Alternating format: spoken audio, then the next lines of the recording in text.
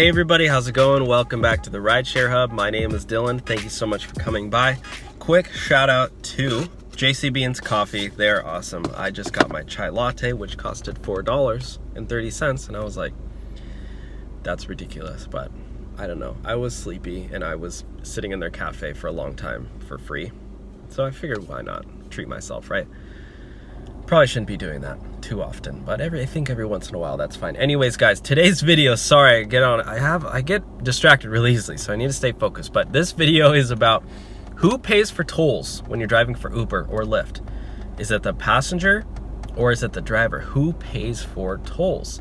And this is pretty interesting because sometimes when you're driving over a toll and you actually have to pay cash, right?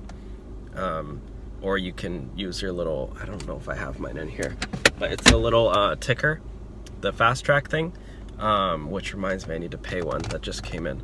But yeah, you get your little tracker, and when you go over under a toll, this is how it works, okay? I'm just gonna keep it straight, simple, to the point.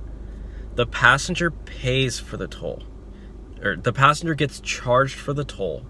That money goes to you through Uber or Lyft's account. However, you have to pay it on your own. You have to pay the toll on your own. It's gonna get billed to you, and yes, if you don't pay it, you're gonna get charged a huge late fee. So make sure after you go under a toll, go to tollroads.com or whatever it's called and pay the toll. Like I said, the passenger gives money to Uber and Lyft, which then they give to you, but you're still responsible for paying it. So you're basically translating that money that Uber and Lyft, the passenger, gave to Uber, that then goes to you, but then you're paying it on your own. So nothing is coming out of your own.